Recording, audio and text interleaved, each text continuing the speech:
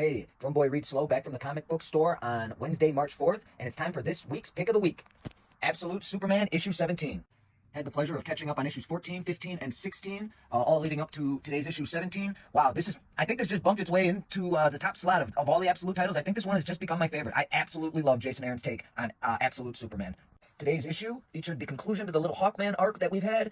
This was a perfect 5 out of 5. The perfect conclusion to that little story, and a lot of loose ends left for us. Definitely pick up Absolute Superman if you have not been reading. Also glad that I've been continuing to collect Absolute Flash. It's been a little hard to keep up with, but I resolved that today. I went ahead and read issues 8 all the way through today's release, issue 12. Among those issues, there was a pretty good consistent quality. Jeff Lemire is definitely telling a good story.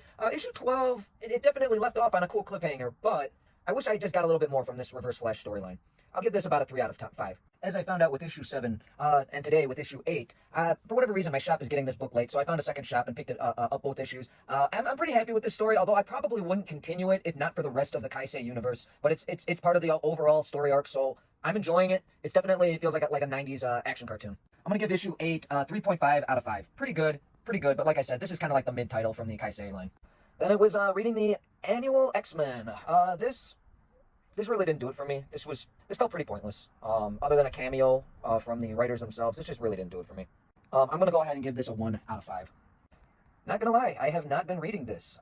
But, you know, the hint that the Joker is back in bold writing kind of lured me in. I went ahead and just went in cold. And to be honest with you, it was a pretty kick-ass issue. I was pretty intrigued by what I saw. So I guess I'm going to go ahead and pick this up. Speaking of going into titles cold, well, I didn't exactly go into this cold, but I've been reading this vicariously through, other content creators, their reviews, and just kind of, letting them fill in the blanks for me. But I was too curious not to get the final issue, and you know what, the cover looked so cool. I went ahead and went back one issue as well, so I got 4 and 5. And yeah, I paged through it. It started out better than it ended, but it was pretty cool. I guess I'm curious enough to kind of, go back, and if nothing else, I'll read a synopsis on the KO event. But this was pretty cool. It was about a 2.5 to a 3 out of 5.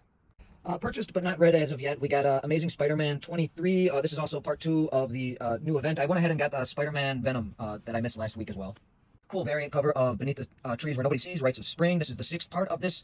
This should be the finale. I will be doing a special on this either tomorrow or in the subsequent days, so that's why there's not a review today. Speed Racer issue 6 by David Pepel 17. X-Men 26 with an awesome cover. Got to get caught up on this again. Blade Runner Black Lotus issue 4. Briar Knight's Terror issue 3. Really sorry I haven't been keeping up with this. I still have to read the first 6 issues, but this is part of Vertigo, and I made the commitment to read all the Vertigo titles. And JSA 17, also by Jeff Lemire.